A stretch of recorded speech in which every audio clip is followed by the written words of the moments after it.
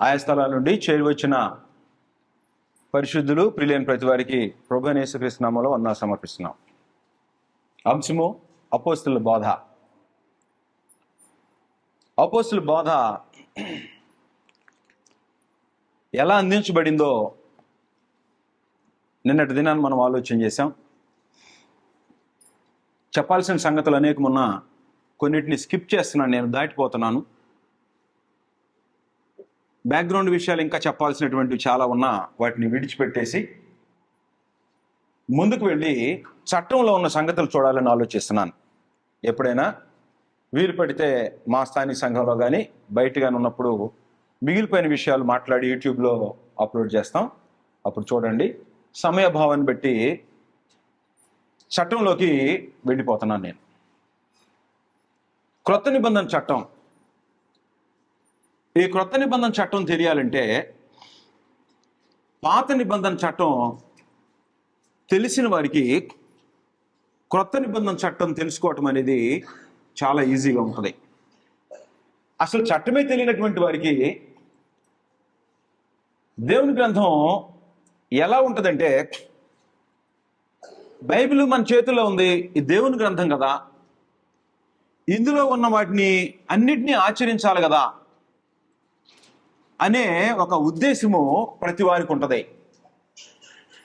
గ్రంథం సంపూర్ణంగా ఎరగని వారికి ఈ గ్రంథంలో ఉండే సంగతులు ఎక్కడ రాసి ఉన్నా ఏ సందర్భానికి సంబంధించినవో ఎరగకపోతే దాన్ని ఎలాగైనా వాడి బైబిల్లో రాసి ఉన్నాయి మేము చేస్తున్నాం అనేటువంటి ఒక ఉద్దేశాన్ని కలిగినటువంటి వ్యక్తులు ఉంటారు. అందువల్ల ఏం తెలియాలంటే, పాత నిబంధన చట్టం నేను ఈరోజు మాట్లాడట్లేదు. ఎందుకంటే పాత నిబంధన చట్టం ప్రారంభించితే 3 రోజులు 4 రోజులు కనీసం పట్టింది. ఇంకెక్కువ టైం పట్టిందని చెప్పలేను నేను. అవసరమైనప్పుడు వాటిని నేను టచ్ చేస్తూ కొత్త నిబంధన విషయాల్లో నేను వెలుగులోకి వెళ్తాను. నేను బ్రీఫ్గా రెఫరెన్స్ల జోలికి వెళ్లకుండా పాత నిబంధన చట్టాన్ని అవగాహన కొరకు ఒక అవుట్లైన్ మీకు ఒక 5 minutesలో ఇస్తాను.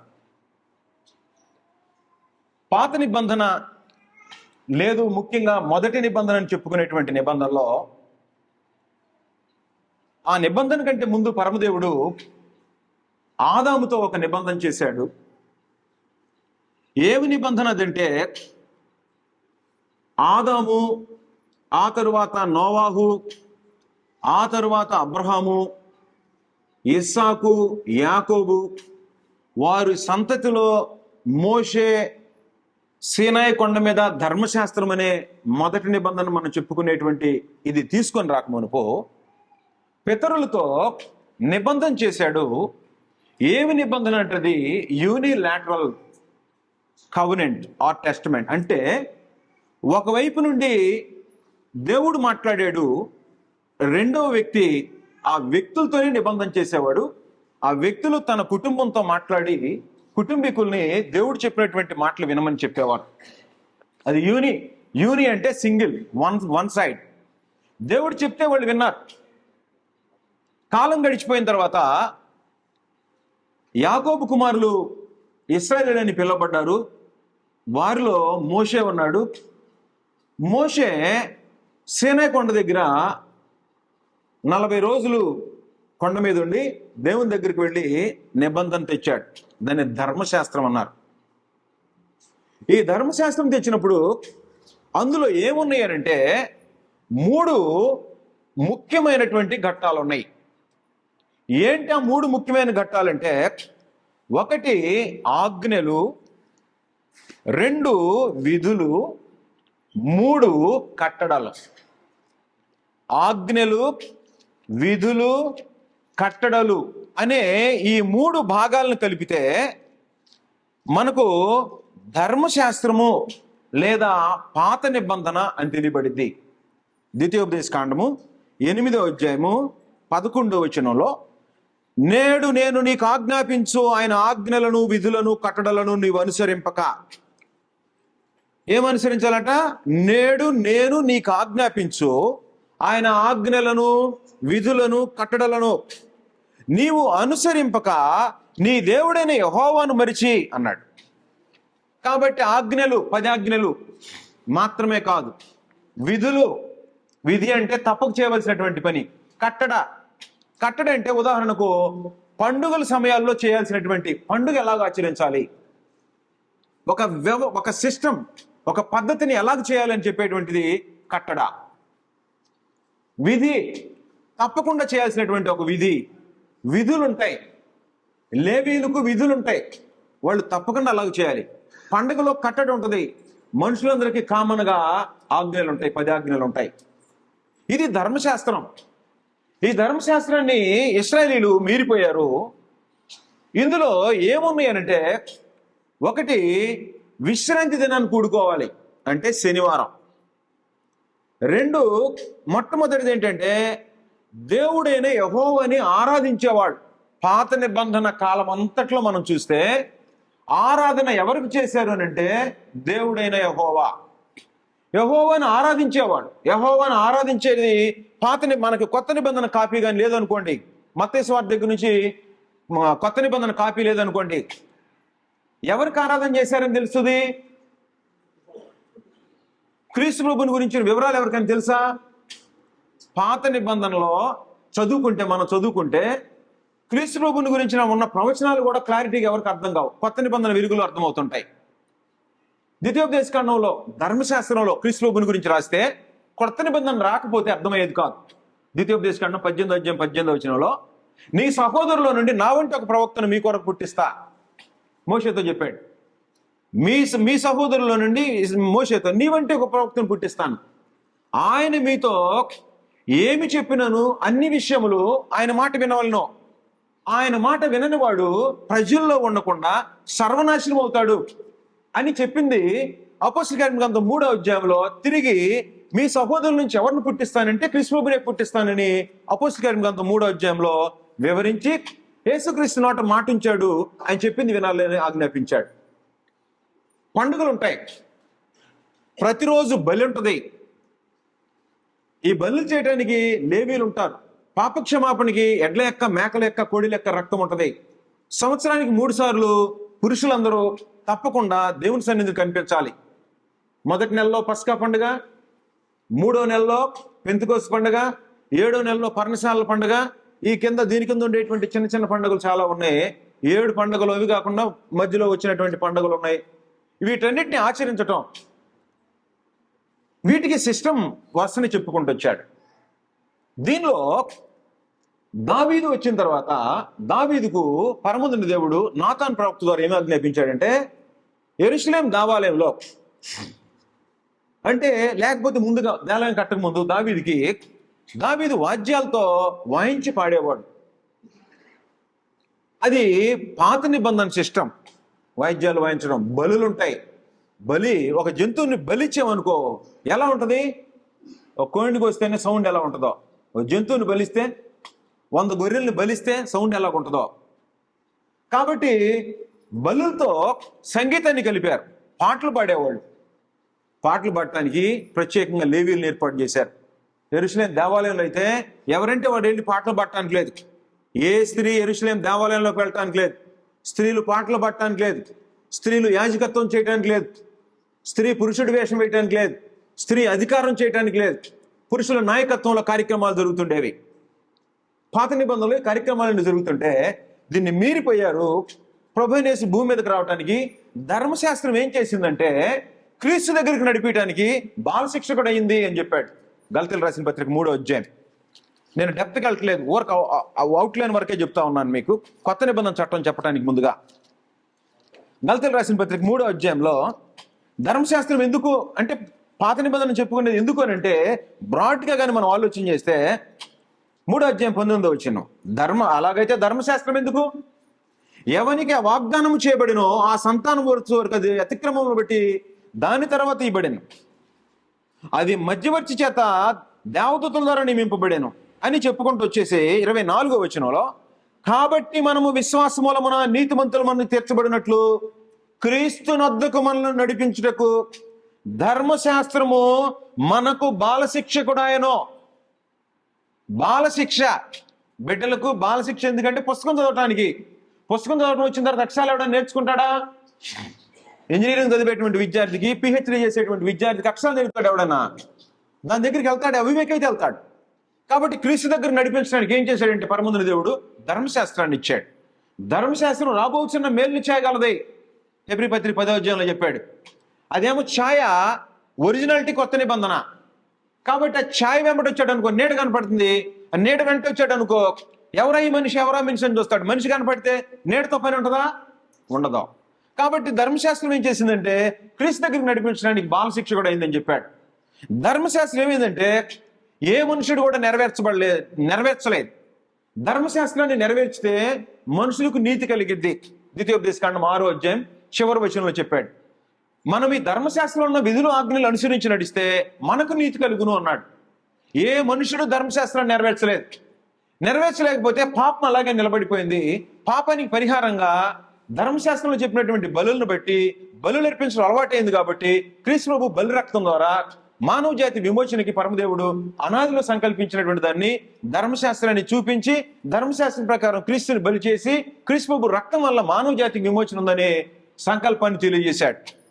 కాబట్టి క్రీస్తు ప్రభు రక్తం చేత క్రొత్త నిబంధన ప్రారంభమైంది.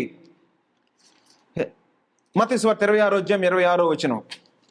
మత్తయి సువార్త 26వ అధ్యాయము 26వ వచనంలో ప్రభువైన యేసు వారికి రాత్రిపూట అప్పగించబడేటప్పుడు మాట్లాడుతూ కిందకు వచ్చిన తర్వాత చెప్పేశాడు. 28వ వచనంలో, ఇది నా రక్తము అనగా పాప క్షమాపణ నిమిత్తము అనేకుల కొరకు చిందింపబడుచున్న నిబంధన రక్తము.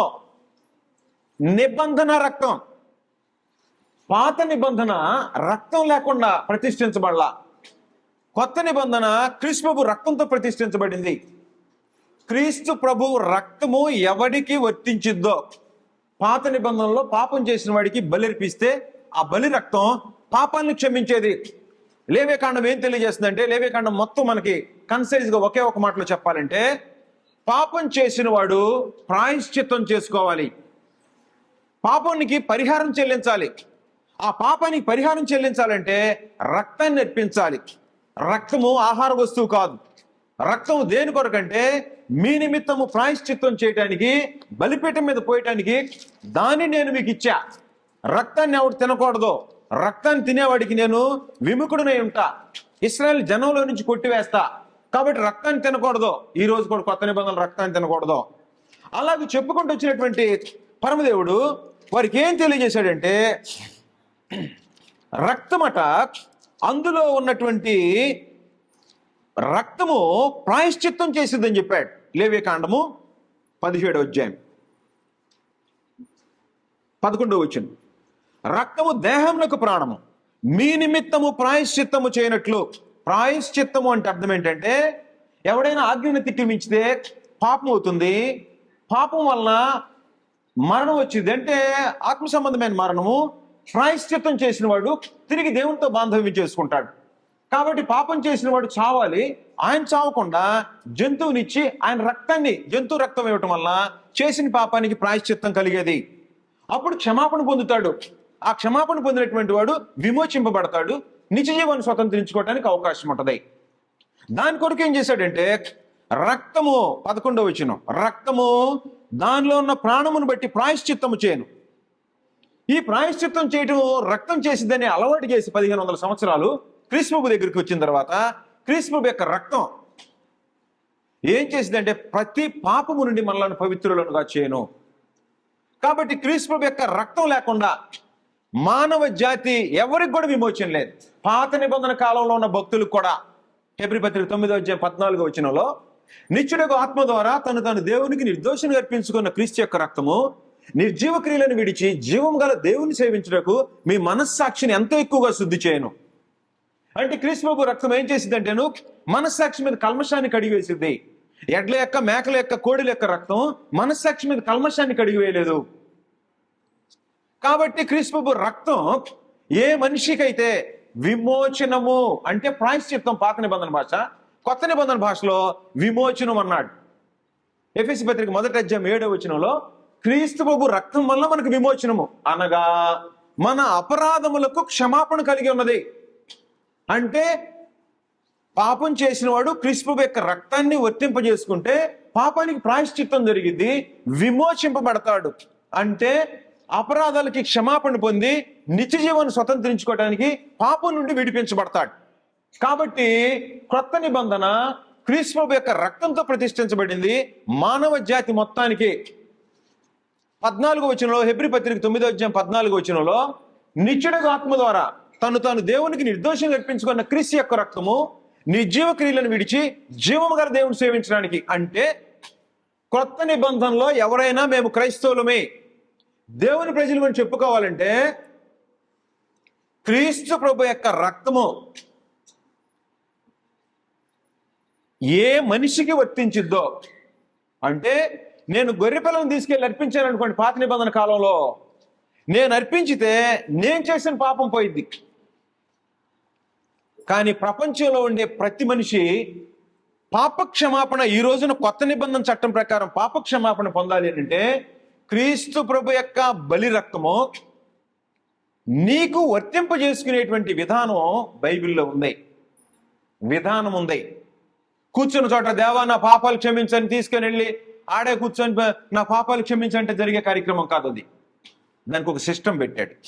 దానికి ఏంటంటే మనస్సాక్షిని శుద్ధి చేసేటువంటి ఒక ఏర్పాటు క్రీస్తు ప్రభు యొక్క రక్తం మాత్రమే చేయగలదు. ఇంకా ఏ ఎడ్ల యొక్క, మేకల యొక్క, కోడిల యొక్క రక్తం కాదు. తన రక్తంతో పరిశుద్ధ స్థలంలో క్రీస్తు ప్రభు ఎందుకు ప్రవేశించాడంటే హెబ్రీ పత్రిక 2వ అధ్యాయం 9వ వచనంలో, ఆయన ప్రతి మనిషిని కొరకు మరణము రుచి చూచినట్లు అన్నాడు. అంటే భూమి మీద ఉండే ప్రతి మనిషికి, పాపులను రక్షించడానికి వచ్చిన ఆయన ప్రతి మనిషికి, ఏ మనిషి అని చెప్పడానికి లేదు, ఏ మనిషి అంటే ఆయన భూమి మీదకి వచ్చినప్పుడు ఏం చెప్పాడంటే, నేను వచ్చిన కారణం ఏంటంటేను అనేకుల కొరకు తన ప్రాణముని ఇవ్వటానికి వచ్చానని చెప్పాడు. అనేకుల కొరకట తన ప్రాణాన్ని ఇవ్వటానికి వచ్చాడు, రక్తాన్ని చిందించడానికి వచ్చాడు. పాపక్షమాపణ మానవులు పొందటానికి తన రక్తాన్ని ఇవ్వటానికి భూమి మీదకి వచ్చాడు. కాబట్టి అలాగ వచ్చినటువంటి ప్రభు అయిన యేసు మానవులందరి పక్షంగా ఆయన వచ్చి చెప్పినటువంటి సందేశం అదే. ఏంటంటే నేను వచ్చింది పరిచారం చేయించుకోవటానికి లేదు, పరిచారము చేయుటకును అనేకులకు ప్రతిగా విమోచన క్రయధనముగా తన ప్రాణముని ఇవ్వటానికి వచ్చాను అన్నాడు. విమోచన క్రయధనముగా అంటే నువ్వు పాపం చేసావు, దానిలో నుంచి నిన్ను విడిపించాలంటే ఎంత ధనం అంటేను క్రీస్తు ప్రభు యొక్క రక్తం ఒక్కటే. విమోచన క్రయధనముగా తన ప్రాణాన్ని ఇవ్వటానికి వచ్చాడు. కాబట్టి ప్రాణాన్ని ఇవ్వటానికి వచ్చినటువంటి క్రీస్తు ప్రభు తన ప్రాణాన్ని పెట్టాడు. ప్రాణాన్ని పెట్టిన తర్వాత కొత్త నిబంధన చట్టంలోకి ఏ వ్యక్తి అయినా ఈ రోజున ప్రవేశించాలంటే, నేను ఈ చట్టాన్ని అమలు చేసుకోవాలి, నేను వర్తింప చేసుకోవాలి అని అంటే, ఉదాహరణకు ఇండియాలో పుట్టిన వాళ్ళు ఎవరైనా అమెరికన్ సిటిజన్స్ అవ్వాలని కోరుకున్నారనుకోండి, అమెరికా పౌరత్వం కావాలనుకోండి, అమెరికాలో జీవించాలని కోరుకున్నాడు అనుకోండి, ఏం కావాలి? నేను వెళ్ళి ఇక్కడే ఉంటానంటే రానిస్తారా? నువ్వు వెళ్ళి ఫ్లైట్ ఎక్కి వెళ్తానంటే రానివ్వరు. దానికి ఏం కావాలి? ఒకటి పాస్పోర్ట్ కావాలి, 2 వీసా కావాలి, అక్కడ ఆ దేశంలో నివాసం చేయడానికి పర్మనెంట్ సిటిజన్షిప్ కావాలంటే, అంటే అమెరికన్ సిటిజన్షిప్, అమెరికా పౌరులు కావాలంటే అక్కడ పారామీటర్స్ ఉంటాయి. అవన్నీ ఫుల్ఫిల్ చేస్తే 13 సంవత్సరాలు, నాకు తెలిసినంత వరకు ఒక యాక్ట్ 7 మారితే మారి ఉండొచ్చు, 13 సంవత్సరాలు ఉంటే గ్రీన్ కార్డ్ అంటే సిటిజన్షిప్ వచ్చింది, పౌరుడైపోతాడు. ఇప్పుడు క్రైస్తవులు కొత్త నిబంధన చట్టం ప్రకారము పరలోకపు పౌరులు, భూమి మీద ఉండేటువంటి వాళ్ళు భూమి మీద ఉన్నప్పుడు ఏం చేయాలంటే పరలోకపు పౌరత్వాన్ని పొందాలి, పరలోకం వెళ్ళే అర్హత సంపాదించి అమెరికా వెళ్ళేటప్పుడు, అమెరికా వెళ్ళటానికి ఒకటి పాస్పోర్ట్ కావాలి. ఫస్ట్ పాస్పోర్ట్ కోసం ఎన్ని తిప్పలు ఉంటాయి మనకు తెలుసు. పాస్పోర్ట్ కావాలంటే ఎంత తిప్పలు పడాలో, వీసా కావాలంటే ఇంకెంత తిప్పలు కావాలో. మరి పరలోకం వెళ్ళాలంటే ఊరికే బైబిల్ తీసుకొని వచ్చి కూర్చున్నంత మాత్రాన్ని ఎవడు పరలోకానికి వెళ్ళడం, క్రైస్తవులను చెప్పుకున్నంత మాత్రాన్ని ఎవడో బైబిల్లో ఏదో సందేశం నేర్చుకొని ఇక్కడ కూర్చొని ప్రార్థన చేస్తాం మేము వెళ్ళిపోతామంటే కుదిరే కార్యక్రమం కాదు. దానికి ఒక సిస్టమ్ ఉంది, రాజ్యాంగం ఉంది, కొత్త నిబంధన చట్టం ఉంది. ఈ చట్ట ప్రకారం పరలోక పౌరులు అవుతారు. నువ్వు పరలోక పౌరుడువో కాదో చట్ట ప్రకారం తేల్చుకోవచ్చు. చట్టం చెప్పాలంటే చాలా టైం పట్టి, నేను జస్ట్ అవుట్లైన్స్ మాత్రం చెప్పాను కదా మీకు, క్షమించాలి నన్ను. అవుట్లైన్ మాత్రం ఇస్తా, కొద్ది ఫాస్ట్ అయింది. మీరు రెఫరెన్స్లు రాసుకోపోయినా వీడియోస్ ఉంటే తర్వాత మీరు చూడండి. సబ్జెక్ట్ కోసం నేను కొద్దిగా ఫాస్ట్గా వెళ్తుంటాను, దయచేసి మన్నించాలి. వినటం వరకే మీరు టార్గెట్ చేసుకోండి. కాబట్టి ఫిలిప్పీలకు రాసిన పత్రికలో ఒక ప్రత్యేకమైన సందేశం చెప్పాడు. ఏముందనంటేను వీళ్ళని ఏమన్నాడంటే యాత్రికులు, క్రైస్తవులు ఎవరంటే యాత్రికులని హెబ్రీ పత్రిక చెప్పింది. యాత్రికులు, పరదేశులు. ఫిలిప్పీ పత్రిక ఏం చెప్పిందంటే మనము మన పౌరత్వము పరలోకంలో ఉన్నది. మన పౌరత్వం ఎక్కడుందట? పరలోకంలో ఉంది. ఫిలిప్పీలకు రాసిన పత్రిక 3వ అధ్యాయము 20వ వచనం. మన పౌరస్థితి పరలోకమందు ఉన్నది. అంటే నీ మెంబర్షిప్ ఎక్కడుంది? పరలోకంలో ఉంది. పరలోకంలో ఎట్లుంటుంది? ఊహించితే ఉండదు, ఊహించితే ఊహల్లో బ్రతికితే ఉండదు. పరలోక పౌరత్వం ఎలా వస్తుంది? పరలోక పౌరత్వం ఎట్లా వస్తుంది? ఒక యూనియన్లో మెంబర్ చేరాలనుకోండి, ఎంత ప్రయాస. మరి పరలోక పౌరత్వం కావాలంటే నిబంధన ప్రకారం చట్టం ప్రకారం నువ్వు క్రైస్తవుడు అవ్వాలి. ఫస్ట్ ఆ నిబంధన ప్రకారం క్రైస్తవుడు అవ్వాలంటే క్రీస్తు ప్రభు యొక్క రక్తంతో నువ్వు విమోచింపబడాలి. 1 పేతురు పత్రిక 1వ అధ్యాయం 18వ వచనంలో పితృపారంపర్యమైన వ్యర్థ ప్రవర్తనను విడిచిపెట్టినట్లుగా వెండి బంగారములు వంటి క్షయ వస్తువుల చేత మీరు విమోచింపబడలేదు, కానీ అమూల్యమైన రక్తం చేత. అమూల్యమైన రక్తం అంటే అర్థం తెలుసా? అమూల్యము, మూల్యం అంటే వెల. ఈ పుస్తకం ఏదైనా ఉందనుకోండి, పుస్తకం రాసిన తర్వాత ఏం పెడతాడంటే వెనక వెల లేక మూల్యము 200, 2000, 5000, 10,000, ₹1,00,000 అని రాస్తాడు. ప్రభువైన యేసు రక్తాన్ని కొనటానికి ఈ భూమి మీద కొనగలిగిన వాడు ఇంత వెలని ఎవడో చెప్పలేడు. అమూల్యమైన రక్తం, అమూల్యమైంది. ఈ అమూల్యమైన రక్తం చేత అనగా నిర్దోషమును నిష్కలంకమునగు గొర్రె పిల్ల వంటి క్రీస్తు రక్తము చేత మీరు విమోచింపబడితేనని ఎరుగుదురు. అంటే క్రీస్తు ప్రభు బలి జగత్తు పునాది వేయబడక మునిపే నియమింపబడింది. కాబట్టి జగత్తు పునాది వేయబడక మునిపే క్రీస్తు ప్రభు రక్తం వల్ల మానవ జాతికి విమోచన కలగాలని హెబ్రీ పత్రిక 9వ అధ్యాయం 15వ వచనంలో మొదటి నిబంధన కాలంలో జరిగిన అపరాధముల నుండి విమోచన కలుగుటకై ఆయన మరణం పొందినందున. కాబట్టి క్రీస్తు ప్రభు యొక్క మరణం పాత నిబంధనల వాళ్ళకి, కొత్త నిబంధనల వాళ్ళకి. ఇప్పుడు ఆయన రక్తం వల్ల విమోచింపబడినటువంటి వ్యక్తులు ఏం చేస్తారండి? ఏమిటి అంటే వాళ్ళ పేర్లు జీవ గ్రంథంలో రాయబడి ఉంటాయి. జీవ గ్రంథంలో రాయబడాలంటే క్రీస్తు ప్రభు రక్తం వలన విమోచన పొందాలి. రక్తం వల్ల విమోచన పొందాలంటే ఏం చేయాలి? మొట్టమొదట అపోస్తులకు ఆజ్ఞాపించిన సందేశం ఏంటంటే మార్క్స్ వార్త 16వ అధ్యాయం 15వ వచనం, మత్తయి వార్త 28వ అధ్యాయం 18వ వచనం చదివితే, కాబట్టి పరలోకమందును భూమి మీద నాకు సర్వాధికారం ఇవ్వబడింది, మీరు వెళ్ళి సమస్త జనులను శిష్యులనుగా చేయడి, సమస్త జనులకు సువార్తను ప్రకటించండి, శిష్యులుగా చేసి సువార్త ప్రకటించండి. కాబట్టి వాళ్ళకి ఏం చెప్పాలి? సువార్తను గురించి చెప్పాలి. సువార్తలో ఎన్ని భాగాలు ఉన్నాయి? సువార్తలో 3 ముఖ్యమైన భాగాలు ఉన్నాయి. ఒక్కొక్క భాగం గంటన్నర పట్టింది. మొదటి కొరింథీ పత్రిక 15వ అధ్యాయం 3వ వచనం చదివితే సువార్తను మీకు అప్పగించిందని మీకు వివరిస్తున్నా అన్నాడు. అదేమనగా లేఖనముల ప్రకారము క్రీస్తు మన పాపం నిమిత్తం మృతి పొందెను, 2 సమాధి చేయబడెను, 3 మూడవ దినమున లేచెను, కాదు లేపబడెను. కాబట్టి ఎవరైతే ఈ మూడింటిని అర్థం చేసుకుంటారో వాళ్ళు ఏం చేయాలంటేను క్రీస్తు పాపం నిమిత్తం చనిపోయాడు, నువ్వు నీ పాపం విషయమై చచ్చిపోవాలా. పరలోక పౌరత్వం కావాలంటే పాపం విషయమై చచ్చిపోవాలి. నేను సువార్తను నమ్మానండి, సువార్త విన్నానండి, ఏదో మాటలు చెప్పి సువార్త విన్నాను నేను, ఇది కాదు. సువార్తను విన్నావు, మారు మనసు పొందావంటే అర్థం ఏంటో తెలుసా? పాపం విషయమై చచ్చిపోవాలా. పాపం బ్రతకూడదు, ప్రాచీన పురుషుడు చచ్చిపోవాలి. ఆ ప్రాచీన పురుషుడు చచ్చిపోతే ఆయన తీసుకెళ్లి సమాధి చేయాలి, అప్పుడు లేపబడతాడు. యేసుక్రీస్తు చనిపోయాడు, సమాధి చేయబడ్డాడు, 3వ దినాన్ని లేపబడ్డాడు. నువ్వు నీ పాపం విషయమే చచ్చిపోవాలా. బాప్తిస్మంలో నిన్ను పాతి పెడతాం. పాపం విషయంలో చచ్చిపోకపోతే బాప్తిస్మం వర్తించదు, క్రీస్తు ప్రభు యొక్క రక్తం వర్తించదు. అక్కడ క్రీస్తు ప్రభు రక్తం వర్తించే స్థలం ఎక్కడంటే బాప్తిస్మంలో. ఈ బాప్తిస్మంలో నువ్వు ఇక్కడ దిగుతుంటే పరలోకంలో ఉండి క్రీస్తు ప్రభు తన రక్తాన్ని నీ హృదయం ఎరిగి ఈ పాపికి నా రక్తం అంటే నీకు పాపక్షమాపణ, లేకపోతే పాపక్షమాపణ లేదు. అంటే బాప్తిస్మం పొందితే నీకు నిర్మలమైన మనస్సాక్షి వస్తే, రాకపోతే లేదు. నిర్మలమైన మనస్సాక్షి వస్తే, ప్రోక్షింపబడిన హృదయం ఉంటే, హెబ్రీ పత్రిక 10:19 సహోదరులారా, క్రీస్తు మన కొరకు ప్రతిష్ఠించిన మార్గమున అనగా జీవము గలది, నూతనమైనది, ఆయన శరీరమును తెర ద్వారా ఏర్పరచబడిన మార్గమున ఈ మార్గంలో వచ్చామనుకో, అప్పుడు ఏం జరిగిద్దంటే నీ పేరు జీవ గ్రంథంలో రాయబడింది.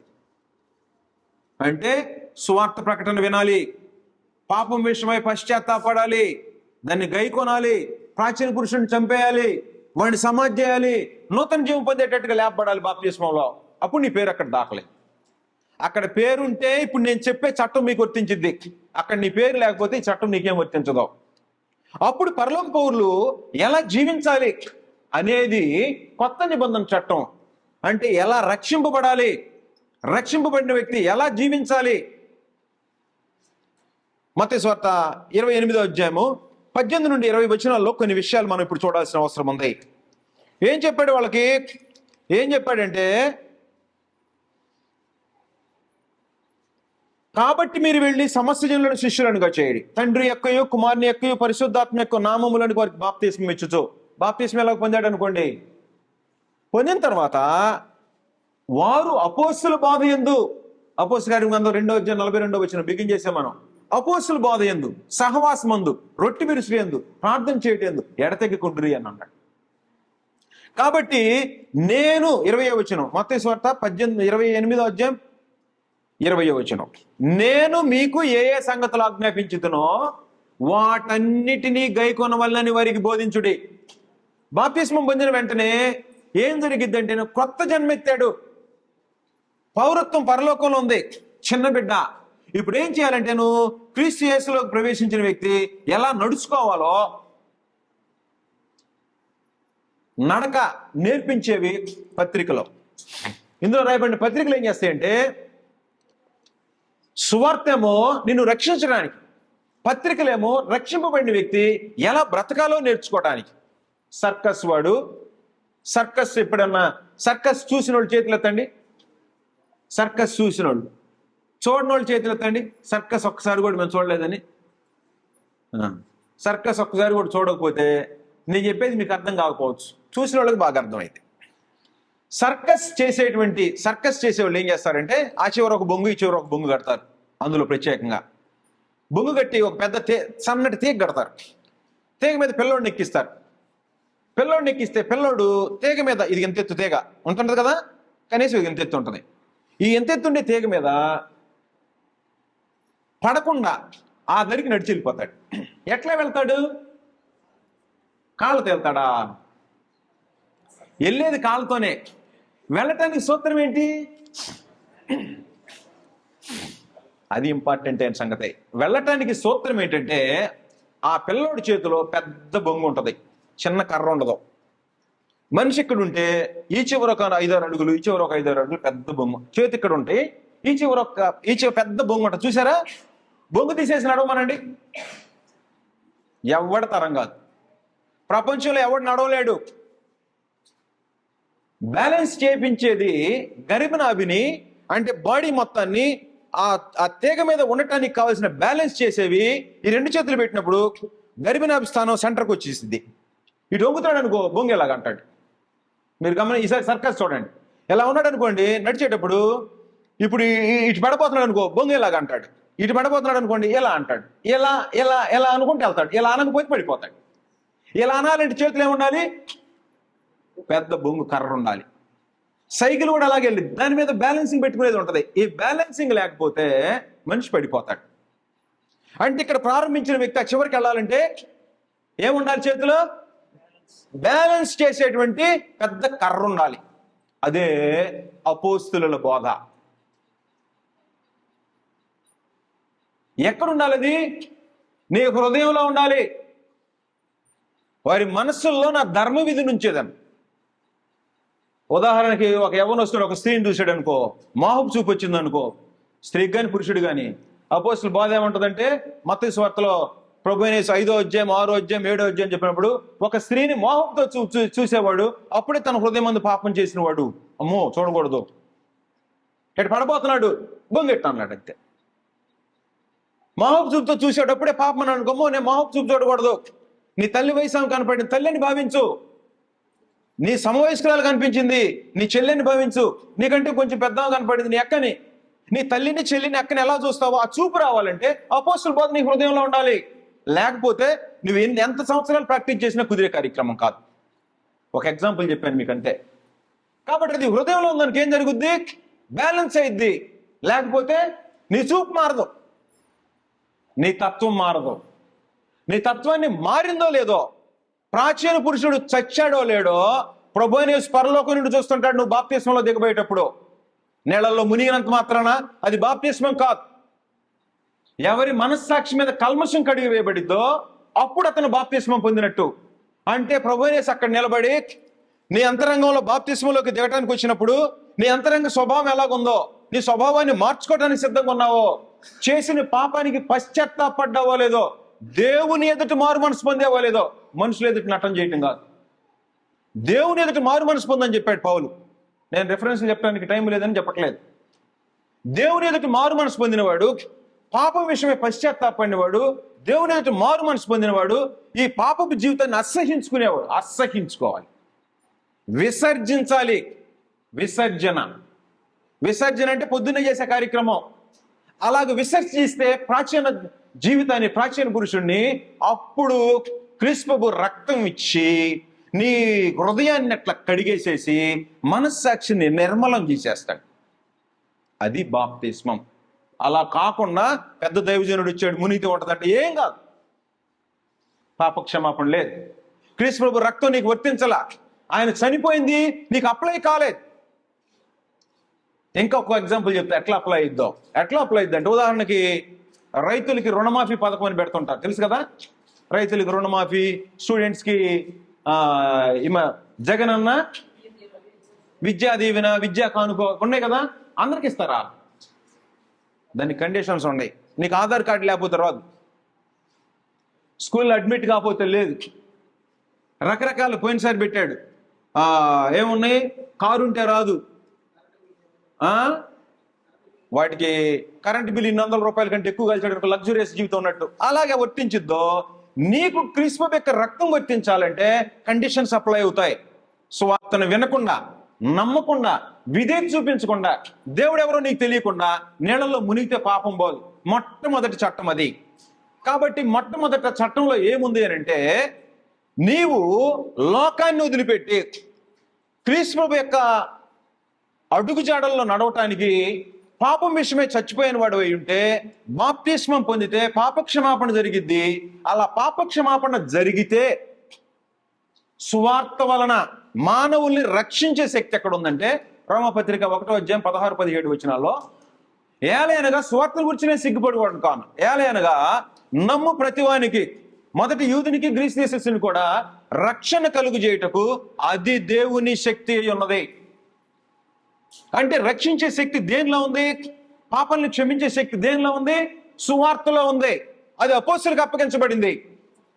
కాబట్టి అపోస్తులకి సువార్తను అప్పగిస్తే ఆ సువార్త వింటే దానివల్ల మారు మనసు పొందితే రక్షించే శక్తి సువార్తలో ఉంది, ఇంకెక్కడ లేదు. నేను మాట్లాడుతున్నాను దీనిలో నుంచి, మాట్లాడుతుంటే సౌండ్ మీకు వస్తుంది. ఎక్కడుంది శక్తి? బ్యాటరీలో ఉంది. ఇక్కడ కనపడుతుందా?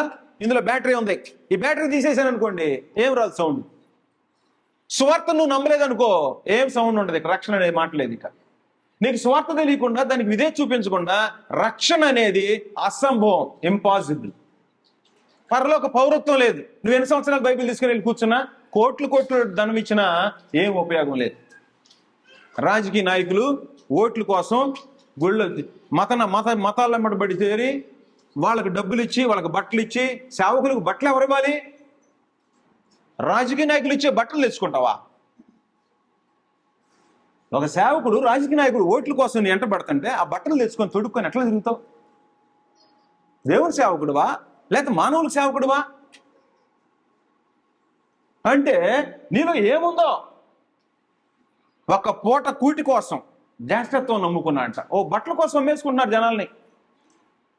4 అట్టికాయలకి వెళ్ళాలి పంపించి ప్రచారం. అది మళ్ళీ క్రైస్తవ్యం అలాంటిది కాదు. అది కొత్త నిబంధన చట్టం అలాంటి చట్టం కాదు. అది క్రైస్తవులు త్యాగపూరితమైన జనులు, కష్టపడి సంపాదించుకునేవాడు, సోమరులు కాదు. విమోచింపబడిన జనం, నీతిగా బ్రతికేటువంటి జనం.